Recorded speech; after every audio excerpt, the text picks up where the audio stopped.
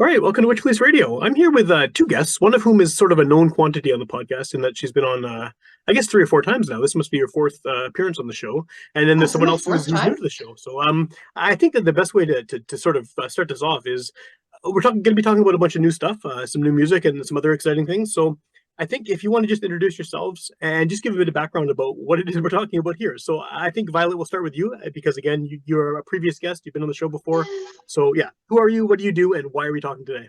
I am Violet Vopni. I'm a local pop, folk, jazz, all kinds of genres artist, and we're back on Witch Police Radio to talk about all the new stuff that I've been doing in the studio.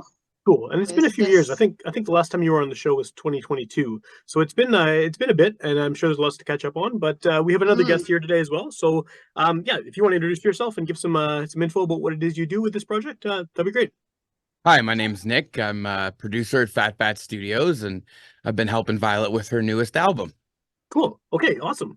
Well, welcome to the show. Yeah, Violet. I think the last time, like I said, it's been a couple years since we talked, and we follow each other on social media. I've seen some of the stuff you've mm. been posting. It looks like you've had some interesting adventures over the past few years in terms To of say the least. playing in some unlikely locations and things like that. So, do you want to just maybe bring me up to speed and listeners up to speed with what you've been up to, sort of since your last music came out, I guess.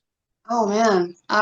Yeah, since 2022, the Imaginations album, and we played at Shannon's, and man, 2022 was such a weird year.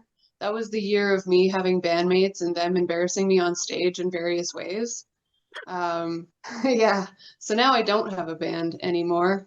I just got, at the end of 2022, I got sick and tired of training new band members and Right. going through people left, right, and center. Like I think my number of guitarists was 22 before I finally gave Holy up. crap. Yeah, I was like, all right, well, I guess my plight in life is I will not have a band. But that doesn't mean that I'm not gonna do music. So I just found a different way to do it. And then April of 2023, I met Nick, and we got into a conversation, and he was hosting karaoke, and Oh, then cool. yeah, so we started talking, and he says, "Oh, I played guitar and bass and drums. Oh, and I mix and I master." And I go, "What the fuck? Where have you been? Where have you been?" He goes, "Oh, hiding in Selkirk."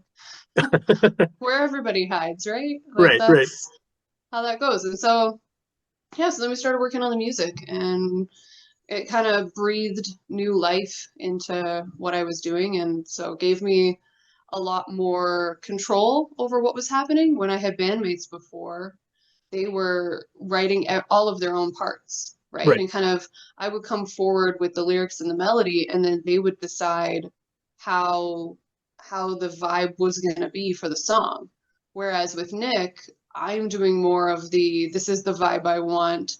Here are the chords. Oh my God, I wrote chords for all of these songs.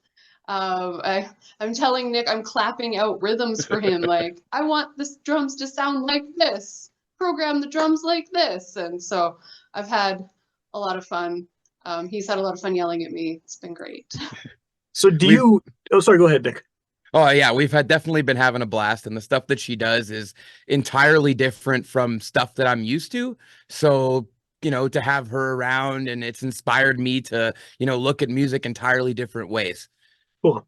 Well, maybe a question for you then is what is it about Violet's music that appeals to you? Because like you said, it's different from what you're sort of used to being involved with. What was the hook for you? What is the sort of appeal for you as kind of the all-purpose band member, I guess, and studio guy and everything else, right? Well, one of my favorite things is that every time she shows me a new song, I'm like, my first question to her is, okay, so what are you thinking where we're going to go with this? Because I always have an idea in my head. And it's funny, a lot of the times they link up, sometimes they don't, but a lot of the times they link up. And it's just, she just has an interesting perspective on the way she writes melodies and the way she kind of syncopates everything. Okay. It's difficult sometimes, but it's always fun. And there's always an interesting product at the end of the day. Yeah, Is he's that talking about a song called Human Experience. He was having a very bad day with the beat.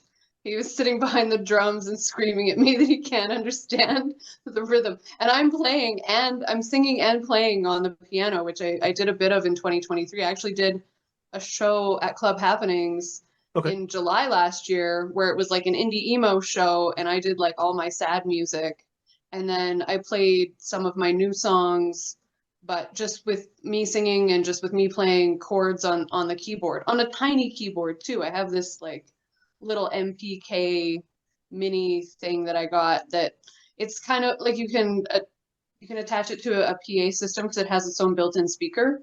So Okay. you can actually, it's really nicely portable to bring everywhere. So I can bring it, and now I can play and sing. I haven't done that before other than like last year. So I grew a lot as a musician.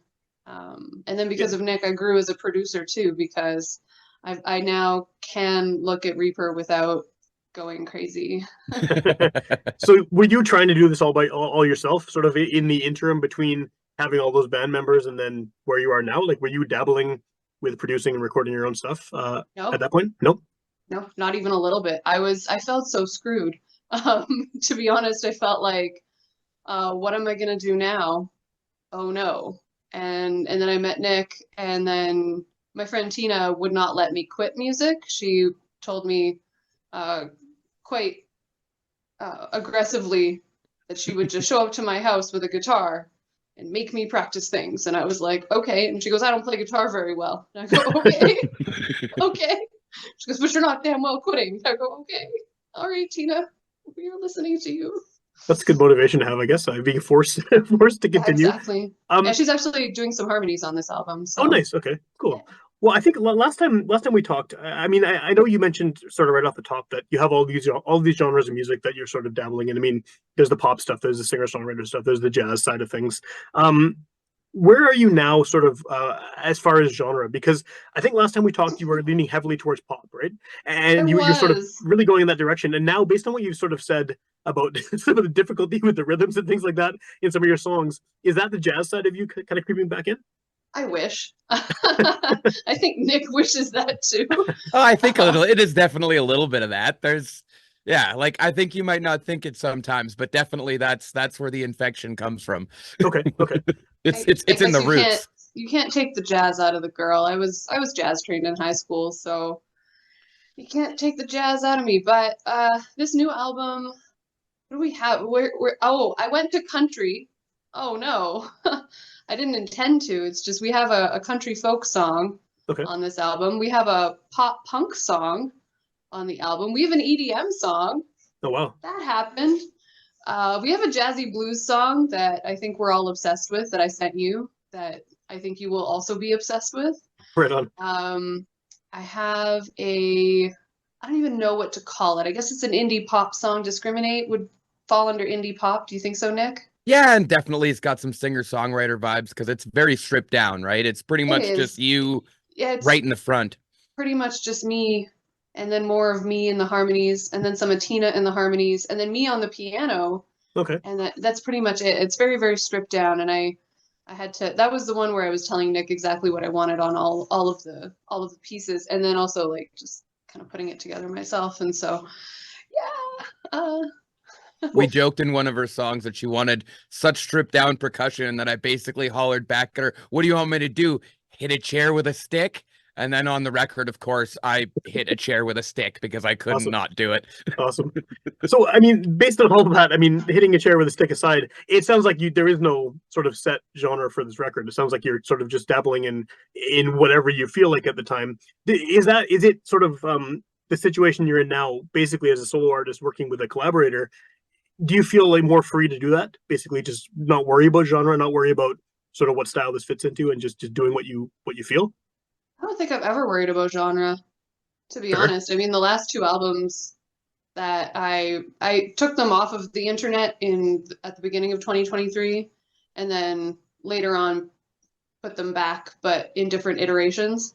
So like in different organizations, I suppose, because I started writing music when I was in 1996. I was 11 when I Yeah. wrote my first song, and so I kind of put together some of the songs that were written between like 1996 and 2016, and then that was a cutoff, and then 2019 to 2022 or so was another cutoff, and then this album, the cutoff is like 2023 to 2025, 24 ultimately.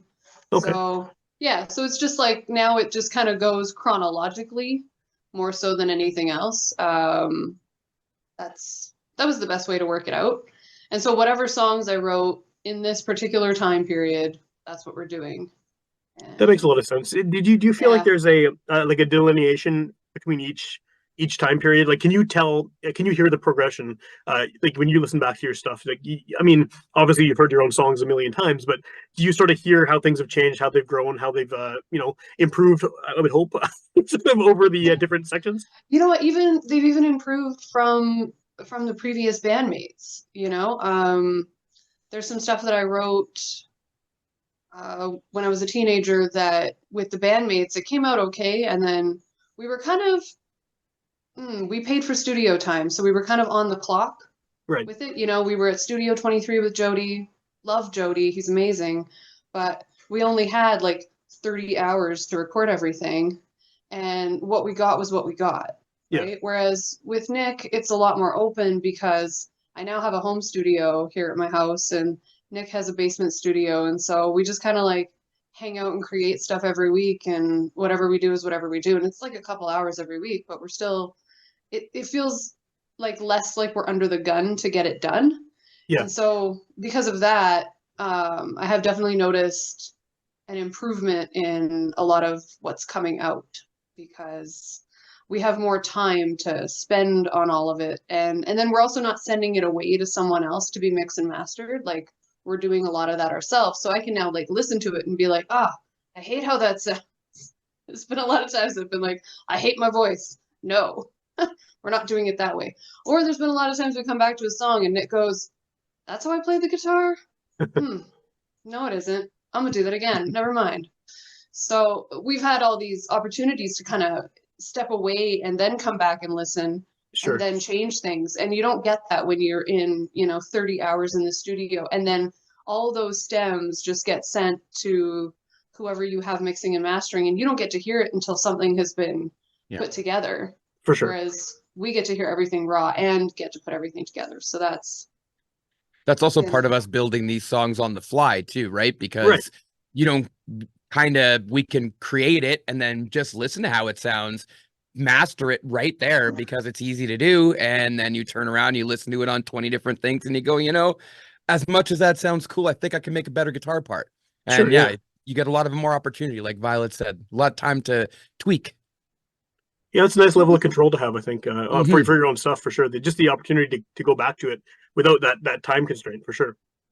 Yeah, I've really enjoyed that. Although when I look at like the second album and the songs that I wrote between 2019 to 2023, yeah, some of the songs are still so good. Like they hit so nicely. Truth and Stop, Imaginations, all these songs are still really, really, really good compared to, Sun, Stars, Moon and Dreaming, which I wrote when I was very young. So Right. I can see the difference. I can see, the things that have gone on in the songwriting, which is actually funny. I had a bandmate who, while we were kind of sorting out, he was learning the songs. He started just complaining about the songwriting. And probably maybe the third time in a third jam, he complained about songwriting. And I finally said, I'm so sorry that you're upset with 17-year-old me. And he just got all upset. And he was like, I'm not upset with you. Da, da, da, da. And I was like, well, okay. And I learned very quickly that like he's used to being in cover bands where like he's not sitting in the room with the songwriter. Sure. And so I was like, I don't know, man, like your beef is with me. I'm the one who did this. I'm sorry. And I mean, if you want to bitch about anybody, probably not the band leader, maybe not. So I didn't keep him very long. I was like, yeah, you also need to go. And He that's was why the one of the lesson, 20 children, something. is choose your battles. Yeah, yeah, definitely, definitely.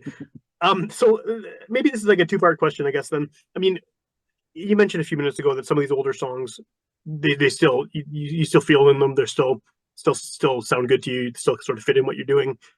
Um, what didn't work with the full band situation? I'm not asking you to like shit on any former members or anything, but what was it about sort of that uh configuration that it didn't work for you that now works here? And then the part two to that question is how do these songs work? Maybe the older ones. How are you intending for them to work live without having that band? with you? Okay, so I've been making the previous tracks. I just went back to my producer, Ryan McVeigh, and I said, can I have them without Vox? Can I Oh, have cool. them Okay. with the harmonies and without Vox? And I just said, can I just have backing tracks? And I asked all the previous musicians if they were okay with that. And that was that. Within a 2-year period, so the first, I guess, band exodus of sorts was actually in September of 2021. And a couple of my bandmates sat me down and said, we have a problem with some of the lyrics that you've written. And I went, oh, that's a hill I will die on. Bye. That was it. And then a year after that, another band member went on a rant about trans people and how he only sees 2 genders. And I went, oh, both of my children are trans, but thank you. Okay, bye. Yeah, that's not gonna fly And very. Yeah. that's not gonna fly in any way, shape, or form with me. So, okay, bye. And then I did try to work with some other people after that, but it just wasn't clicking.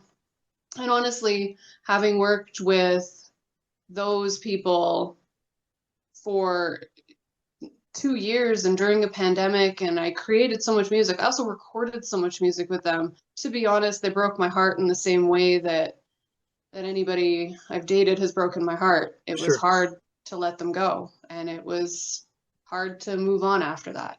So really grateful that I found Nick, because for a while there I was like, there's a reason Tina was showing up at my house with a guitar, because I was upset about Right. everything and feeling very betrayed by people who I thought were better people. The good thing and the good news is that I can tell you both of the people who've left my band have in fact worked on themselves and are no longer that kind of problem, but they were Well, at that's the good. time. So, it is what it is, but they've reformed, as it were. Well, that's. I mean, it's maybe a bit late for. It would have been nice, I guess, for you to have that to happen while you were still in the band with them. But it's good to hear. So then, how does this work live? Have you figured this out yet? I mean, because it's just you, and I mean, well, there's 2 of you, but you're sort of the focal point as it's under your name, your songs, right? I mean, how do you intend on performing these live? Um, well, backing tracks. Backing tracks. Rappers do it Sure. and people in hip hop do it. You know what? I've even seen touring bands do it. There was a band Helix all the way from, oh God, I cannot remember where they're from, overseas, I want to say. And one of their members couldn't come with them, so they just had backing tracks of his stuff and they just played around it. I've seen The Fixer from Thunder Bay, and they have backing tracks to their stuff as well that they play to. So it's becoming more common to have that, I and think it's the a lot stigma's easier to gone. just, The Milli Vanilli stigma is gone. I think from not that you're lip syncing, yeah, but that whole idea of backing tracks being like just a taboo, right? And I think people are more accepting for sure these days. definitely. And I mean, me and Tina did a number of gigs together last year where we were playing to backing tracks of my old band Hellfreya, Okay. and that's because the guys from Hellfreya, I mean, the guitarist is now traveling in the UK and India. He's all over the place now and just never home. And so we just play to his tracks, play to what he did. He came to a gig last year. That was so nice. I didn't expect to see Keith again. Shows up at a gig. At the end of the gig, he goes, "Man, I played that guitar so well." That's awesome. Did uh, I feel like I saw a video. It must have been, I don't know how long, 6 months ago or something, of you singing in some bizarre country that I would not have expected someone from Winnipeg to be Oh, singing. What is the story there? Where were you and what were you yeah. doing? So me and Tina went to Dubai. Yes, right, Dubai. Um, Okay, yeah. Tina's husband is a para archer, so he was competing with Team Canada Oh, at the okay. Faza tournament in Dubai. And so he competes a lot. He actually just got back from Brazil for another competition. And so I was like, well, you get to go all these international places. How about I just go with you? And she was like, yeah, let's do this. So we booked our trip to Dubai. Um, and then I was thinking to myself, open mics exist everywhere. Wouldn't it just be cool? We can go sing on stages internationally. We don't have to like plan tours, or Yeah. we don't have to. We can just drop in and sing wherever we want to sing, because we have backing tracks and they fit on a tablet in my purse. So like we're good, you know? And yeah, so that's what we did. And then the organizers of that open mic night decided that because we were the tourists from Canada that have signed up, they gave us like 5 songs. They were like, Nice. we'll give you extra time. We'll give you like a whole 20-minute set. We're like, yeah. That's really cool. My favorite part about that is I got to say I played in Dubai and I was sitting on my couch the whole time. Awesome. Well, that's also because you're afraid to fly to Dubai, so that's This a is whole very other true. problem. Yes, I'm not flying to Dubai. Well, I bet it's a long flight too. 12 hours? Yeah. Jeez, yeah. Well, how was it received there? I mean, how does your music translate to a completely different country like that? I mean, not that it's hyper local or anything, but what was the reaction like? The reaction was really fantastic. We had one guy at the front of the stage who was just giving us a dirty look the whole time, but everybody else was kind of bopping along to it and singing with us. They all knew English anyway, so it was fine. And then after the set, the only reason that we had to leave the bar is because they still let you smoke out there. Okay. In bars. And so me and Tina were like, oh no, we don't inhale smoke like that anymore. It's been a bit. So so we handed out a bunch of business cards to people, and I had a bunch of people follow me on Instagram. Cool. And a bunch of people messaged me even afterwards asking, when are you coming back to Dubai? I was like, I don't know when. I was maybe Tuesday. I go every Tuesday. thing. Next time you can tag along with a friend or something, yeah. Right, yeah. I'm like, I don't know. Anytime I have a lot of other countries I gotta hit here. Yeah, for sure. Well, what is I mean, you have these new songs that you've obviously been working on, both of you.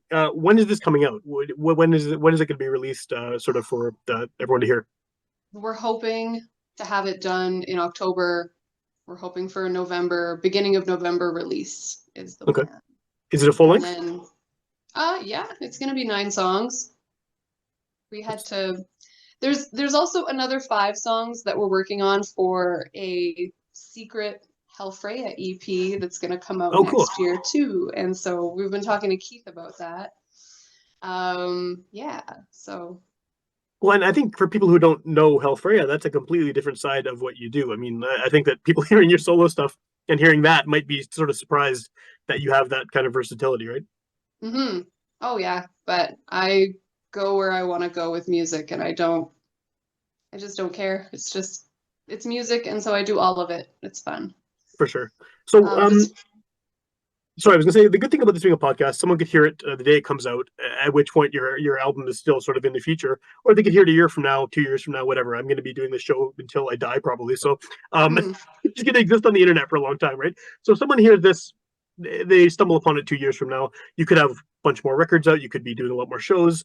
What's the best way to find out what you're up to as far as releases, shows, things like that? Instagram is going to be where I'm releasing most of it. Instagram and or Facebook, you know. Okay. It's still alive. Yeah, I don't know if anybody goes to Facebook pages anymore. I feel like everybody sees stuff on Instagram and then they might follow an event page on Facebook, and that's about it. So the event page will be up on Facebook. Those will still exist, yeah. All of the information will also be up, and me and Nick are going on tour this summer. We're doing an open mic tour across Western Canada for 3 weeks in July. And so that was like the easiest thing to book. I was like, where are the open mics? Where can I be? I'm going to drop in and sing some music. Yay. So what does that look like with the two of you then? Like, what are you going to be doing at those open mics, Nick? Oh, I have like I play as well, so I'll do some covers, do some of my original songs. Cool. Okay. Yeah. And then I'll maybe do a song or two with Violet. Okay. So it's not the two of you touring strictly on this stuff. It's you doing your own things as well. Okay, got it. Yeah. Cool. Yeah, well, Nick has a band called Dysfunctional. Okay, cool. Well, where can people hear that? Maybe it's a good opportunity for you to plug your band. Yeah, well, I mean, we're on Facebook right now. That's our only place at the moment, but we're looking to expand to all the other social medias. But yeah, you can find us there at Dysfunctional. That's DYSFUNXTIONL. And then also my stuff is Fat Studios, and that's on everything right now too. So cool. I like how you just after Violet talking shit about Facebook, you come on and like, oh yeah, the only place we have it is Facebook. Hey, I'm an old man. I'm sorry. I'm on Facebook still. It is what it is. Yeah, no, I hear you. I'm on it too. I get it.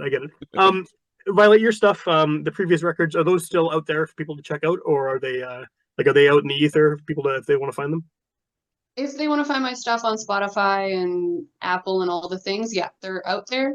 It just, all the album names have changed and all the song titles have changed. I made my song titles a lot more clickbait a few days ago because I realized I could. So now the songs, instead of being called Across the Pond, they're now called like That Secret That Only You Know. Instead of Sun, Stars, Moon, the song is now called I Wish I Could Scream. Okay. These are actual lyrics that I sing in these songs. So I thought, well, these are a little bit better than what I might have put out there before, and they might be better for people to click on. More curiosity.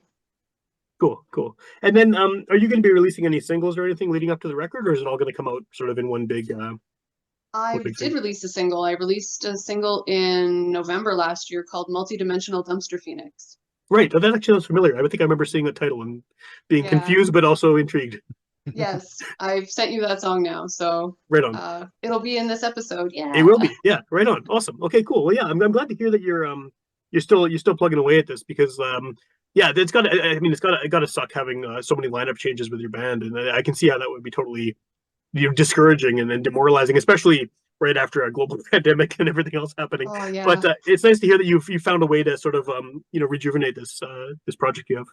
Yeah, and I mean there were so many options, and if in Winnipeg, if you want to play loud music or you want to play country music, you have everywhere to go. And yet, if you want to play pop music, there's not a whole huge community of pop people out here. Yeah. So Well, maybe, but one more question then about that is what is your plan for where are you going to find your pop people? I mean, well, once the album's released, once you're hopefully doing more shows and things like that, sort of what's the strategy to find that audience and that scene within Winnipeg? good question. I don't have a lot of answers, but I did recently go to a Good and Plenty Producers Club meeting. They were doing a showcase, Yeah, and I met a few people there that are also kind of in the same vein and working on their own stuff. And so there are a few, and it's growing. And so we might be a little underground, but we're out there. Yay! it's always weird to think of pop as being underground because pop seems like such a huge genre. But I know what you mean for Winnipeg for sure. It is weird that in Winnipeg, death metal is not underground, but the pop music is. Yes, Hey, we like punchy stuff and we like drinky stuff here. Okay, I'm sorry, it is what it is. I think it's true. I think that's why punk rock and country Yep. and Yep. bluegrass and all this stuff. Yeah, definitely. If you can get drunk and fight while you're listening to it, it's going to go over well. Yep. Yeah, or if you can just be at a show where like the guy is just um screaming into the mic, the death metal vibe, man, those fans come out. It's Definitely. crazy. For Those sure. shows are always so packed.